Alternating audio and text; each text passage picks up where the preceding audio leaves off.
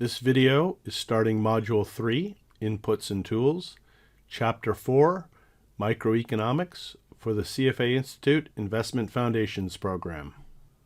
So we're starting Module 3 here, Inputs and Tools, and you can see within Module 3 there are 5 chapters: Microeconomics, Macroeconomics, Economics of International Trade, Financial Statements, and finally Quantitative Concepts. So Module 3 makes up 20% of the CFA Institute Investment Foundations program. That translates into 24 questions, roughly. And there's 50 learning outcome statements in this module. So for example, in Chapter 4 that we're looking at in this video, there's 11 learning outcome statements. So again, if it's 20% of the exam and you're targeting 100 hours to study, then you would estimate that this section would take 20 hours to study. And you can see that there are 291 questions in the learning ecosystem. So I've added another column to my little chart here because when we're heading into a module like this where there's 5 chapters, I just wanted to break out and show exactly how many questions in the learning ecosystem per chapter. So for microeconomics, you can see that there's 53 questions, and this is where you're going to be spending a large part of your time with regards to studying the chapter. Now, I just wanted to point out one thing, and it's with regards to what we might want to call efficiency. We can see that Module 3 is 20% of the exam, yet it has 5 chapters, 291 practice questions, where if we look here at Module 5 for industry structure, which is also 20% of the exam, so translates into 24 questions as well. There's only 27 learning outcome statements for the module, and there's only 96 practice questions. So this just brings up one of the points that I sometimes like to make with regards to efficiency. If you're pressed for time, there's a whole bunch of content here that you need to go through, and probably might take you more than the 20 hours. 291 practice questions that'll only translate into 24 questions. Here you've got 96 practice questions that also translates only into 24 questions on the exam, 27 learning outcome statements. So in terms of efficiency, what I always like to tell candidates and students is make your strong areas really strong, and if you're pressed for time, just make sure that you're doing a decent job of covering the materials. You're not expected to get perfect on the exam. You're targeting to try to get over 70 in every area, but obviously people are going to have different strengths and weaknesses. So just wanted to point out that we're heading into a module here that has got a lot of learning outcome statements. There's a lot of reading, a lot of practice problems, but at the end of the day is 24 questions on the exam. So my final advice is make your strong areas really strong, and other areas just make sure you're getting through them and not spending too much time watching your time budget, okay? Here are the 11 learning outcome statements for Chapter 4, Module 3, Microeconomics. Learning outcome statement A, define economics. B, define microeconomics and macroeconomics. C, describe factors that affect quantity demanded. D, describe how demand for a good or service is affected by substitute and complementary goods and services. E, describe factors that affect quantity supplied. F, describe market equilibrium. G, describe and interpret price and income elasticities of demand and their effects on quantity and revenue. H, distinguish between accounting profit and economic profit. I, describe production levels and costs, including fixed and variable costs, and describe the effect of fixed costs on profitability. J, identify factors that affect pricing. And finally, K, compare types of market environment: perfect competition, perfect monopoly, monopolistic competition, and oligopoly.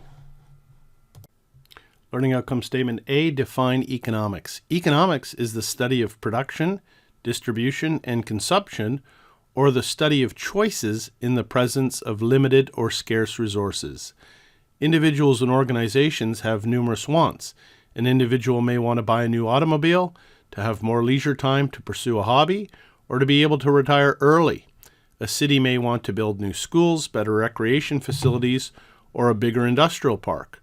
Resources to meet these wants, labor, real assets, financial capital, etc., are often limited or scarce. There are finite resources available in the economy to individuals and organizations. Therefore, individuals and organizations have to make decisions regarding the allocation of scarce economic resources. Learning outcome statement B is define microeconomics and macroeconomics. Macroeconomics is the study of the economy as a whole. For example, macroeconomics examines factors that affect a country's economic growth. So what are the factors that affect the economy as a whole? This chapter focuses on the factors that influence the supply and demand of goods and services. Supply refers to the quantity of a product or service sellers are willing to sell, and demand refers to the quantity of a product service buyers desire to buy, a product or service buyers desire to buy. Knowing how microeconomics affects a company's revenues, costs, and profit is vital to understanding the health of a company and its value as an investment. So here in microeconomics, we're looking at what factors affect decisions made by firms and individuals. Learning outcome statement C is describe factors that affect quantity demanded. So the first thing is that demand refers to the quantity of a product or a service buyers desire to buy.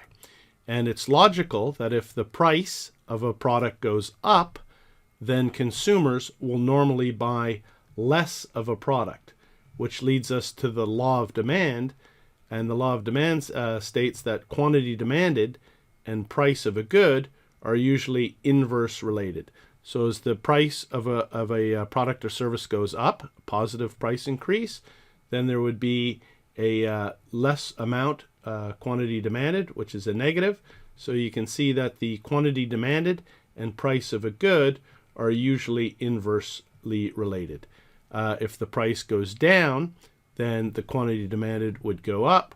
So here, if we had a negative price adjustment, the quantity demanded would go up, which would be positive. So again, law of demand, quantity demanded and price of a good are usually inversely related. So continuing with learning outcome statement C, describe factors that affect quantity demanded. So this is the example from the textbook. It's looking at a demand curve for pizzas per week at various prices. And you can see, first thing that we want to see is that it's a downward sloping curve.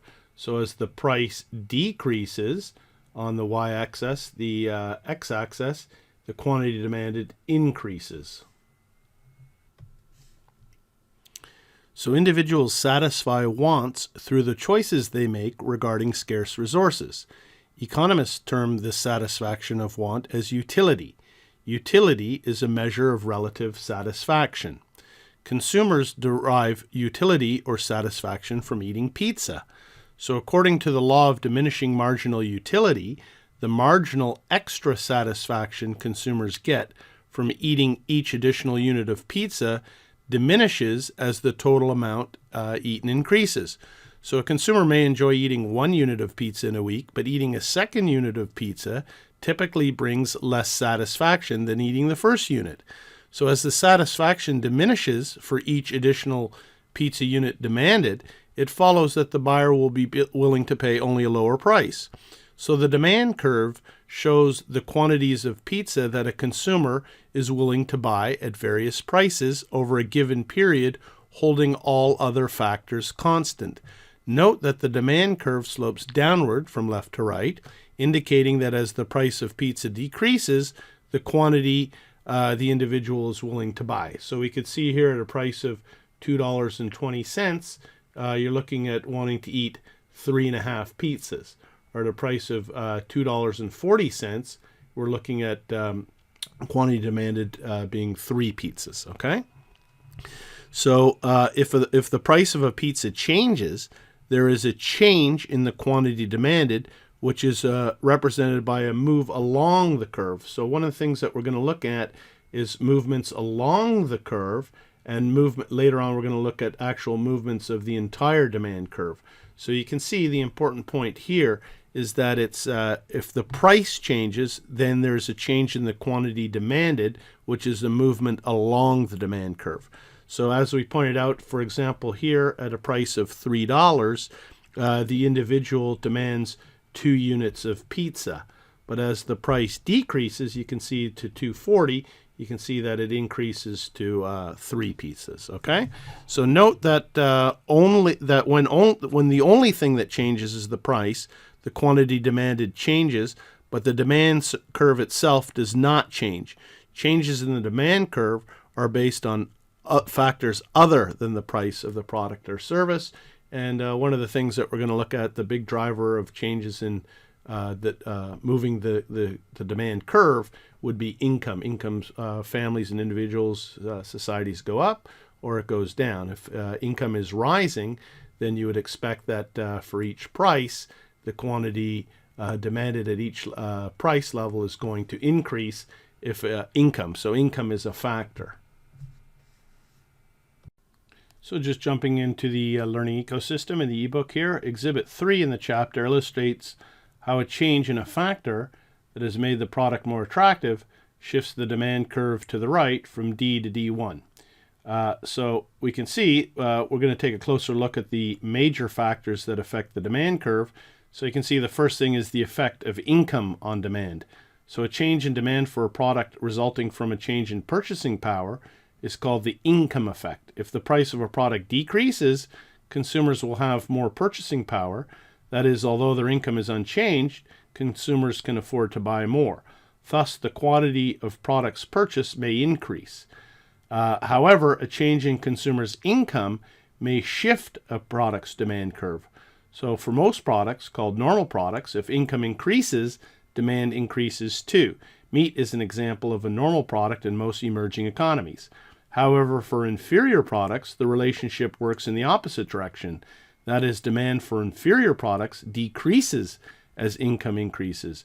Grain is often considered an inferior product, so when incomes are higher, people consume more meat relative to grain. Recessions offer an example of when demand for inferior products increases. During a period of decline in economic activity, consumers tend to switch to lower cost brands and shop more at discount stores than at department stores. So during recessions, investors may focus on companies that sell inferior products to identify stocks that may perform better.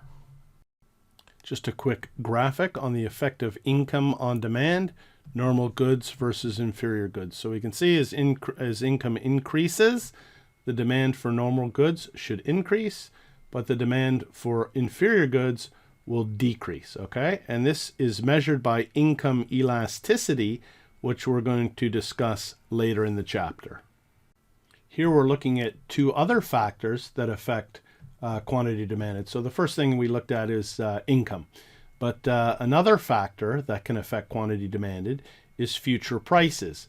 So for example, if consumers expect that the price of rice will increase as a result of a shortage of raw materials, the current quantity demanded may increase as consumers accumulate rice to avoid paying the higher price in the future.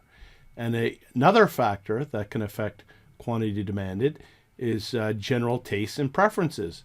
So for example, if a report was published that linked eating chocolate to better health, demand for chocolate may increase. Learning outcome statement D is describe how demand for a product or service is affected by substitute and complementary goods and services. So on here we're looking at substitutes, and here we're looking at complementary goods, okay? So according to the substitution effect, if the price of a sandwich increases, the price of a substitute product, perhaps a pizza, appears to be less expensive. So the price of a sandwich relative to the price of a pizza is now higher, so a consumer may demand a greater quantity of pizzas. So here we can see the price of the sandwiches going up. Well, I'm going to buy less sandwiches perhaps. I'm going to have a slice of pizza for lunch. So the substitution effect is when consumers substitute relatively cheaper goods for relatively more expensive ones. Over here, we're looking at complementary goods. Complementary goods or complements refer to goods that are frequently consumed together. When the price of a complementary product decreases, it will lead to an increase in demand for that particular product and for complementary goods.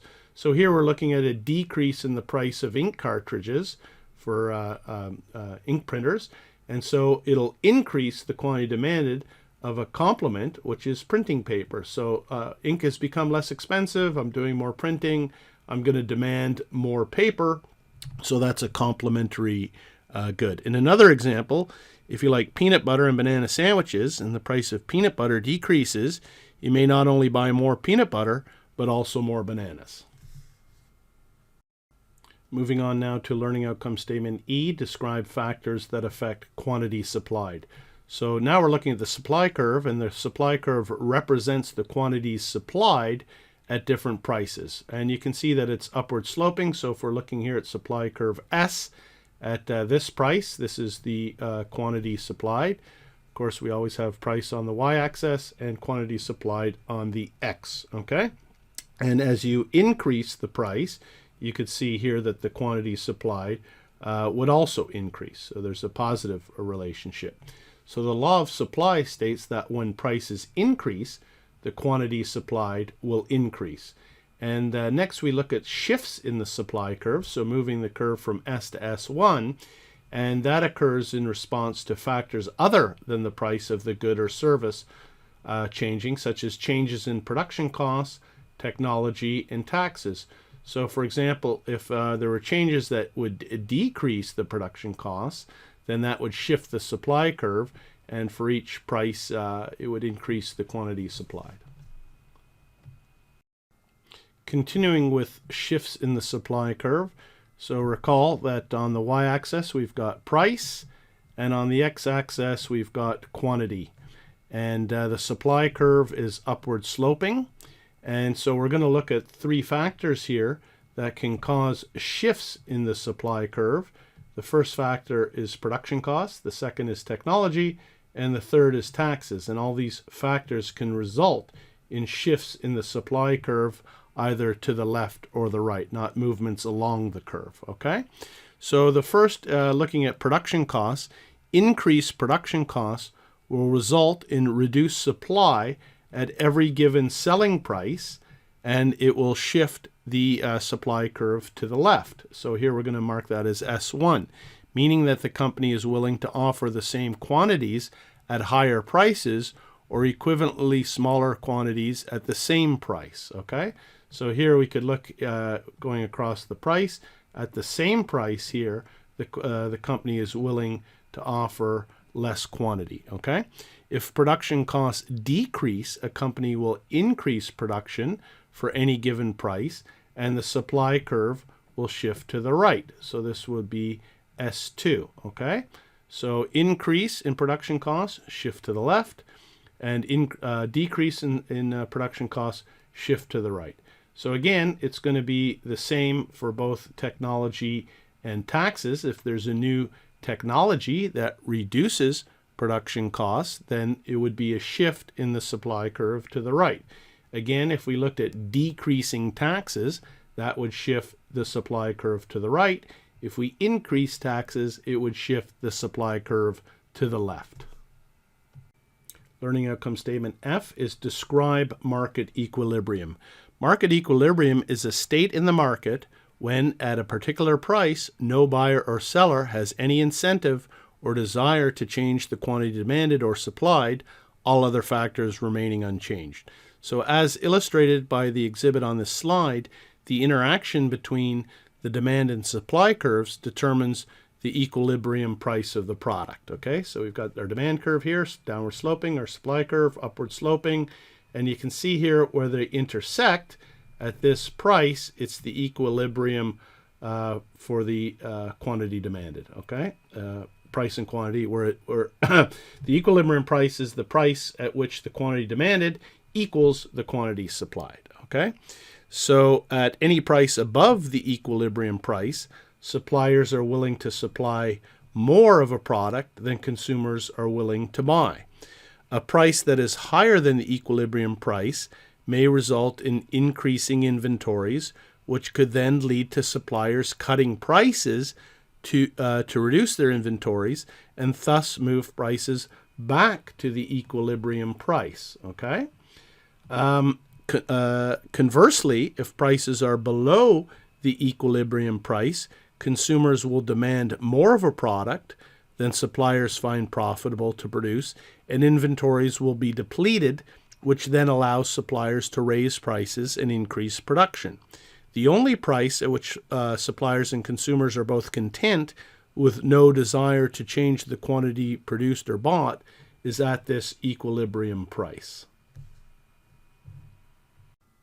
Moving on now to Learning Outcome Statement G, describe and interpret price and income elasticities of demand and their effects on quantity and revenue. So this slide, we're looking at the price elasticity of demand, and we've got a formula here. The price elasticity of demand equals the percentage change in quantity demanded divided by the percentage change in the price. So you can see in both the numerator and denominator, we're looking at percentage changes. So in this example, if a 10% decrease in the price of cars leads to a 15% increase in the quantity demanded, then the price elasticity of demand for cars is negative 1.5. If a hotel room, second example, a hotel room prices increase by 10% and the quantity demanded decreases by 20%, then the price elasticity is negative 2.0. Okay, so it's more elastic. And this approach, so the effect is to remove the unit of measure, it's unit free.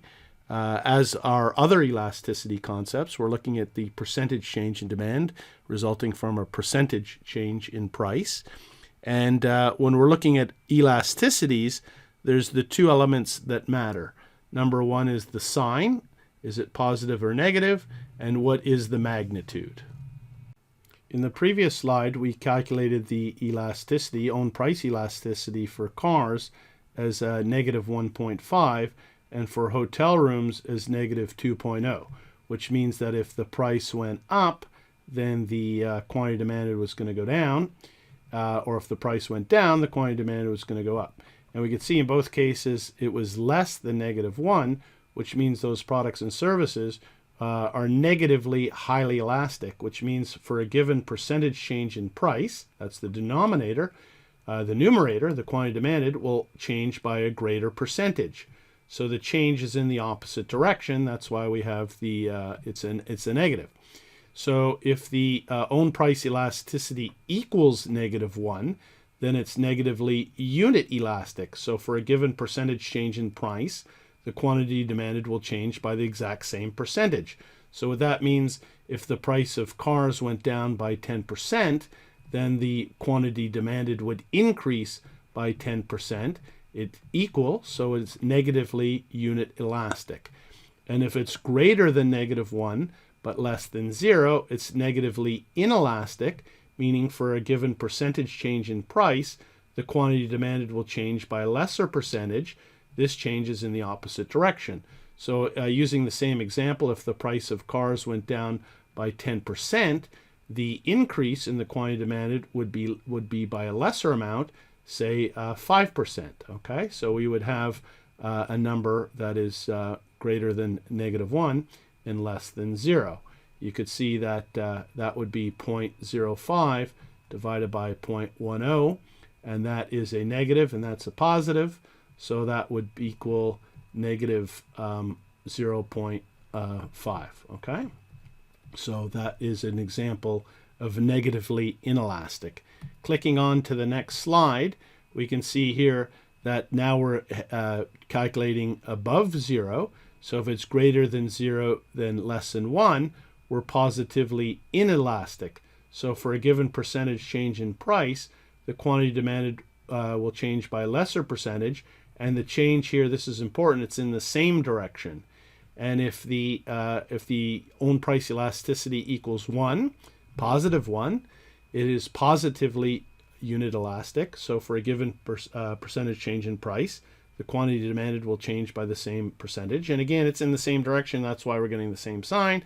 And then finally, I think you're getting the hang of this, that if its unit own price elasticity is greater than +1, then it's positively highly elastic. And so for a given percentage change in price, the quantity demanded will change by a greater percentage, and it's in the same direction. Again, there's 53 questions in the learning ecosystem to practice, so I just wanted to pull one out just to check our understanding. Here's a good practice question. Which of the following statements best describes price inelasticity? A small change in price produces A, proportional change in demand, B, less than proportional change in demand, or C, disproportionately larger change in demand? Okay, the correct answer is B. If price elasticity is low or inelastic, changes in price are accompanied by less than proportional changes in the quantity demanded. This means demand is not very price sensitive. So here you can see just from the previous two slides, I cut and pasted the definitions for negatively inelastic, which is for a given percentage change in price, the quantity demanded will change by a lesser percentage. So this question wasn't asking about negative inelasticity or positive inelasticity. It's just talking about price inelasticity. And if it's price inelastic, then for a given percentage change in price, the quantity demanded will be changed by a lesser percentage. So very important. I like to throw in a couple of practice questions here and there to show you that as you're going through the material, it's so important to go back and check your understanding through doing as many practice questions as possible. So now we're moving on from own price elasticity to cross price elasticity. Okay, so cross price elasticity is the proportional change in quantity demanded of one product in response to a proportional change in the price of another product. So here, so you can see the numerator again, percentage change in quantity demanded of good 1, resulting from a percentage change in the price of good 2. Okay, so again, numerator denominator is looking at percentage changes, and the numerator is quantity demanded, and the denominator is a percentage change in price, but now it's not own price, it's a cross price elasticity. So here, if we're looking at this first example, it's looking at a 5% positive price change in the price of coffee result in a negative 7% change in the quantity demanded of cream. And so it's a negative increase in price was a decrease in quantity demanded, and the negative means that it's a complementary good. Okay. An increase in the price of one is usually accompanied by a reduction in the quantity demanded of the other. So another example would be tea and sweeteners in certain economies. So conversely, a positive cross-price elasticity of demand characterizes substitute goods. So we can see here we've got a positive number resulting from a percentage change in the price of coffee has gone up, has resulted in a positive percentage change in the quantity demanded of tea. So you can see it's clearly a substitute good. If the price of one good goes up, then I'm going to increase the demand for a substitute good. Okay? So it depends on how close a substitute the product is for the other product. Note that this positive number indicates that the goods are substitutes. Coffee and tea can be substitutes for some people, but not for all. Thus, there will be some cross-price elasticity, but it might not be a high number. So alternatively, Coke and Pepsi may be considered closer substitutes, and the cross-price elasticity would be larger. So again, I just picked a practice question right out of the ecosystem just to check our understanding. And I'm choosing this one because I just want to point out to the first time you read through some of these economic questions, they can be a little bit confusing. Which of the following pairs of items most likely has a negative cross-price elasticity of demand? So that sounds fairly intimidating. And the choices are, is it A, DVD players and DVDs, B, cable TV and satellite TV, or C, landlines and cell phones? So what we remember from the previous slide is we want to check whether the goods are complementary or whether they are substitutes, correct? And then what we wanted to then remember is what is the sign if the goods are complementary or if they're substitutes. If they're substitute, it's going to be positive. If they're complementary, it's going to be a negative. Okay, so remember, it's always in the numerator. The percentage change quantity demanded of good 1 from a percentage change of the price of good 2. Okay, so if the price of good 2 went up and the quantity demanded of good number 1 went up, then it means they're substitutes, and it's going to be positive. And if the sign was negative, it was going to be complementary. So here we want to pick up on the key word. It's just negative cross price elasticity. So I know it's negative. I'm looking for the complementary goods. So what complements each other here? Cable TV and satellite TV? No, those are substitutes. Landlines and cell phones? No, those are substitutes. I'm looking for complementary, the negative. So it's going to be A, DVD players and DVDs. And so again, from my flashcard or cue card that I'm going to make, I'm going to call it cross price elasticity, and I'm going to have a big positive here with substitute, a big negative, and it's going to be complementary, and that's how I've memorized. And these questions then become fairly easy. Okay, it's just into a cue card that's got a little graphic and a couple of bullet points, and if I remember the formula, I can sort of think my way through it. So again, with regards to the economics, looking at some of these terms, negative cross price elasticity of demand, well, in fact, it boils and simmers down to a fairly easy concept. So there's the solution that I cut and paste from the Learning Ecosystem into my slide, and you can see A is correct. Negative cross price elasticity indicates complementary goods. So that's all we're looking for: negative, complementary, positive, substitutes, and that's it. And then we went through A, B, and C and determined whether they were complementary goods or a substitute. And I just want to show you that economics becomes easier and easier with just a little bit of practice. Just wanted to do another quick practice question from the QBank. And this one, it's showing a demand and supply curve, and it's talking about the shift. The question is, the shift to the right in the demand curve for an item from D to D1 is consistent with a decrease in A, production costs, B, the price of a close substitute, or C, the price of a close complement. Aha, so here we're talking about substitutes and complements again, but we're not talking about own price or cross price elasticities demand. We're looking at a shift in the demand curve. And again, I put this question in here following the last one just to show you that, again, we're talking about substitutes and complements, but in this case, we're talking about a shift in the demand curve. So if I look at the first, A, production costs, no, wait a minute, production costs shifted the supply curve to the left or the right, okay? Increase in production costs was shifting the supply curve to the left, decrease was moving it to the right. So it's got to be B or C. And so let's just work our way through it. Don't be intimidated by looking at graphs and all the intersections and movements and curves.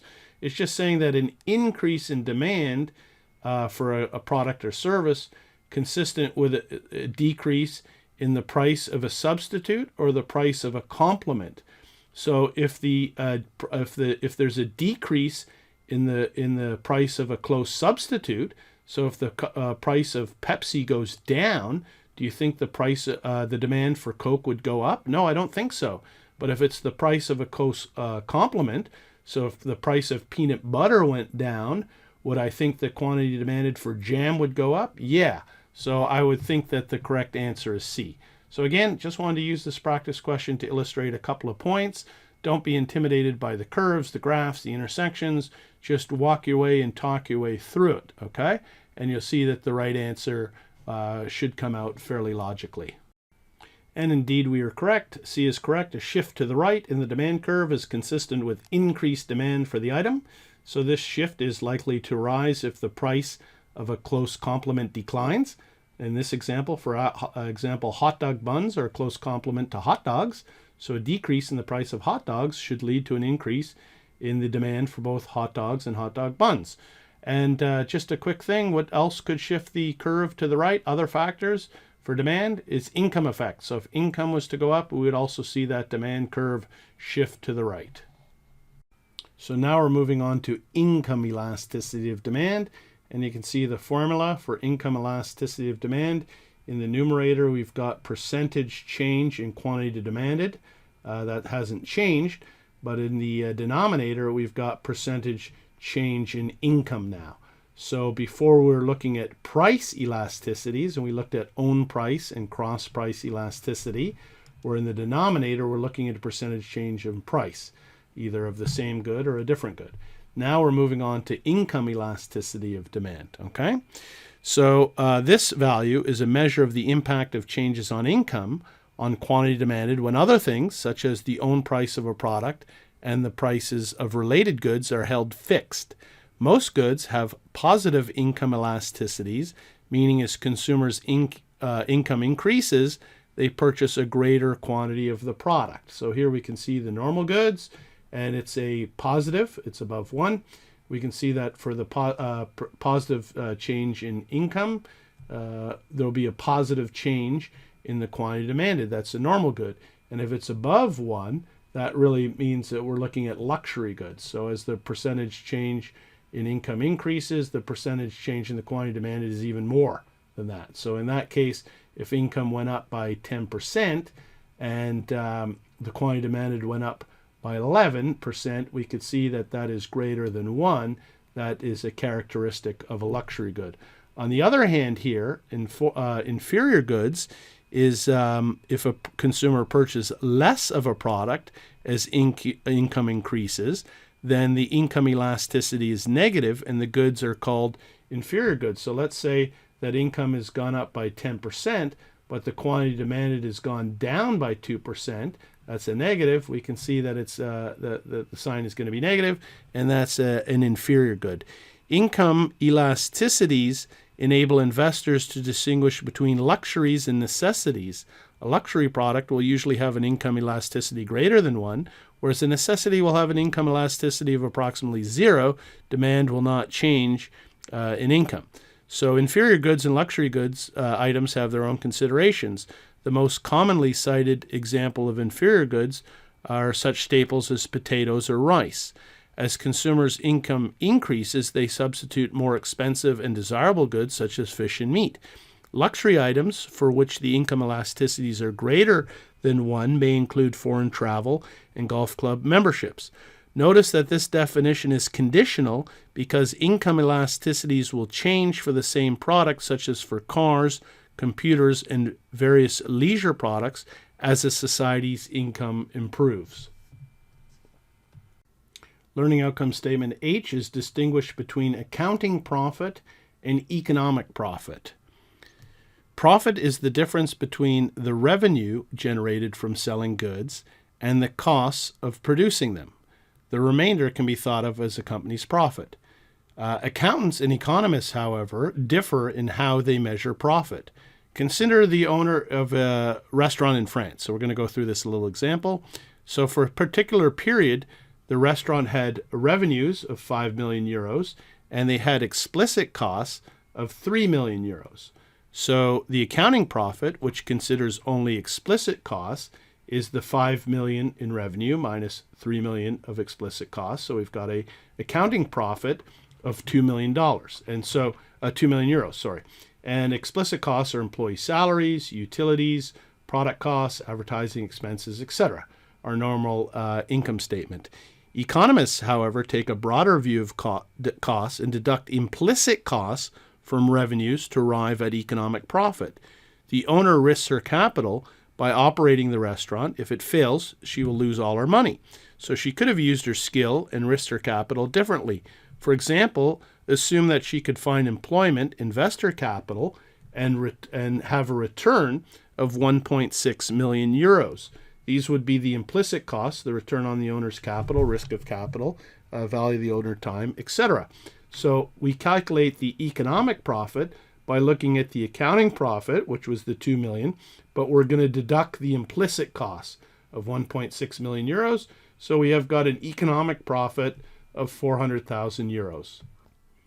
So in summary, to calculate accounting profit, only explicit costs are considered, whereas in economic profit, both implicit, risk of capital, entrepreneurship, skill compensation, etc., and explicit costs are both considered. Now we're moving on to Learning Outcome Statement I, which is describe production levels and costs, including fixed and variable costs, and describe the effect of fixed costs on profitability. So one thing that we need to look at here, the y-axis is total costs, and on the x-axis we've got the number of units, okay? And you can see that we're starting at a base of fixed costs, and within a certain range of number of units, those fixed costs are assumed to not change, to be constant, okay? So companies combine labor, capital equipment, land, and managerial skill to produce goods and services. Costs associated with property, buildings and equipment, rent, insurance, interest, and wages for salaries for a basic level of labor force are fixed costs. They don't change in the short term over a certain range of output, okay? Costs that fluctuate with the level of output of the company are termed to be variable costs. And in many cases, this could be, an example would be raw materials. I have a factory that makes cookies. As I increase the number of cookies that I'm making, I'm going to increase the amount of flour and sugar. So as you would expect, as I increase the number of units, the number of cookies, my total costs are going to increase. Some of it's going to be made up of my fixed costs, and then the rest is the variable cost, the cost per cookie, and that gives me my total cost. Now this is a nice to know, not a need to know, but for those of you that like math, you can see that the equation for this curve, the total cost curve, is just y equals a, which is fixed costs, plus b, which is variable costs, times x. So this is VC, I'll just save a bit of space, variable costs, and this is my number of units. So again, the formula for this curve is just y equals a plus bx. So total costs equals fixed costs plus the variable costs times by the number of units that are produced. And so the last thing that we need to know is sometimes we refer to the average cost, and the average cost is just the total cost divided by the number of units. So here it's saying if you produce 1 unit, the total cost is the fixed cost plus the variable cost for 1 unit. But if you produce 100 units, the average cost would be the total cost divided by the 100, the number of units. So now we're moving along. You can see here that the y-axis is my costs, and my x-axis is my number of units, so that hasn't changed. And remember, if I can see that my total cost is starting there, so if I draw a straight line across, this would be my fixed costs, and then this would be my variable costs. And so my total cost, y equals a plus bx, fixed costs plus variable cost times the number of units. So what's changed in this graph is we've added a line for revenue. At 0 number of units, I've got 0 revenue. But as I start to sell more units, I'm going to increase my revenue. And you can see the break-even point is where my total costs equal my total revenue. So revenue minus costs gives me 0. That's my break-even point. And it's a break-even. We can calculate a break-even in terms of number of units. After that point, my revenue is greater than my total costs, so I'm starting to make an accounting profit, okay? On this slide now, what we're looking at is that it's valuable to point out an important economic principle regarding the law of diminishing returns, okay? And so, for example, suppose a factory has a fixed number of machines and hires additional workers to operate them and make more goods. Total output may rise quite rapidly at first, the first area of increasing marginal returns. So we can see here, adding a couple of new workers, the total output is really going to decrease a very steep part of the curve. Increasing the marginal returns, total output increases rapidly. But then we're getting into diminishing marginal returns. Total output increases, but at a decreasing rate. And finally, we get to stage number 3 here, where actually adding more workers gives you negative marginal returns. The total output actually decreases, okay?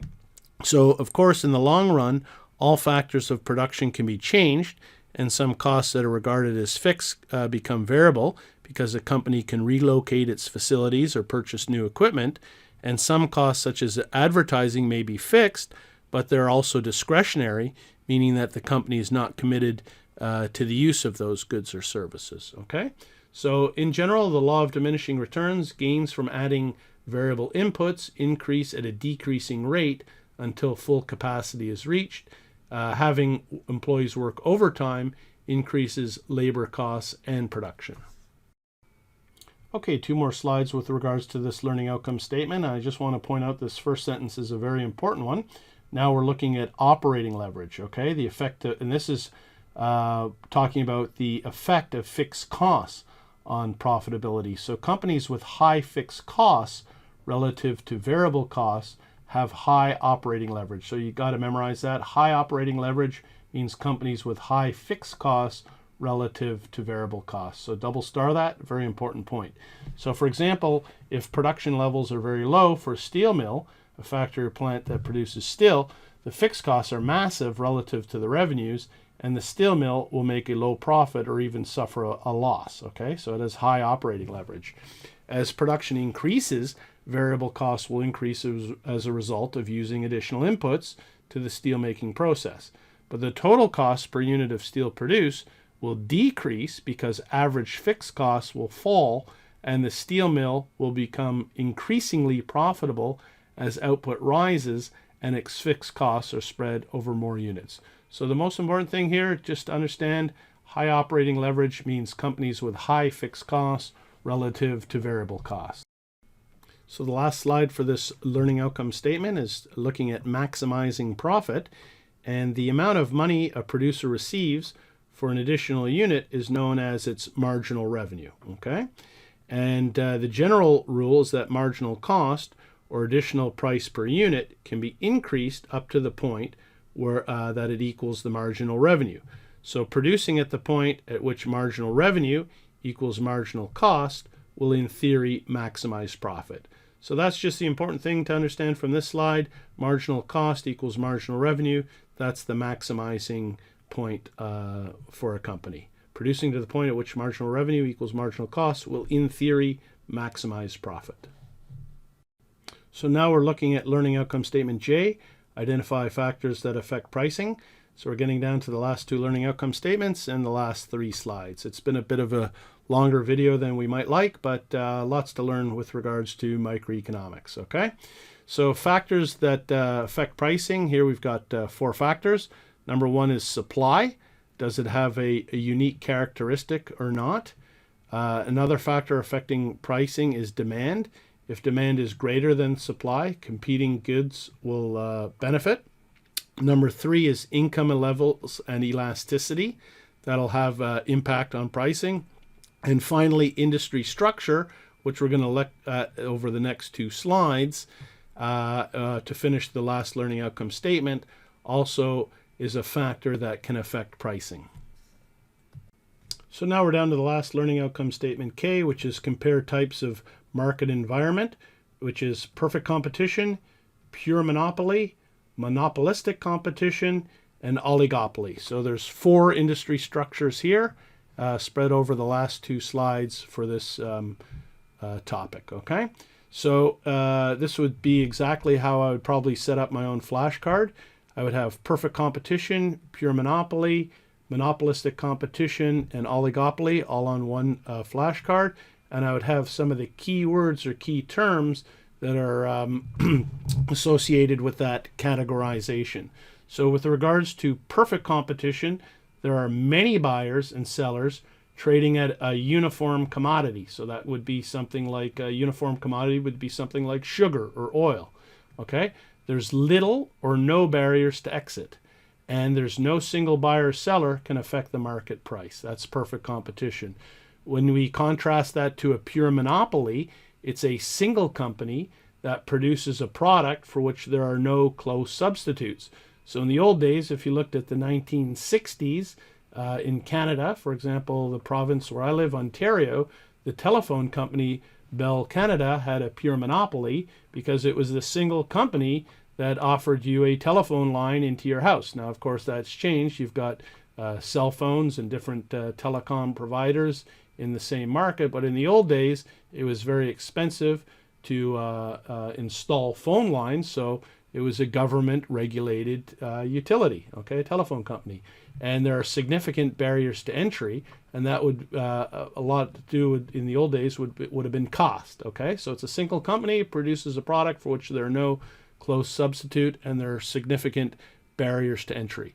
If we move to monopolistic competition, the characteristics that we need to pick up on, again, there's many buyers and sellers, but because of product differentiation, they're sold at a range of prices, and there's no major barriers to entry, okay? And finally, oligopoly is a market dominated by a small number of large companies because the barriers to entry are high. So there's a small number of large companies, similar product or service, and large barriers to entry. So that might be something like oil companies, okay? And buying your gasoline from one of the oil company distributors, okay? So the market is dominated by a small number of large companies because the barriers to entry are fairly high.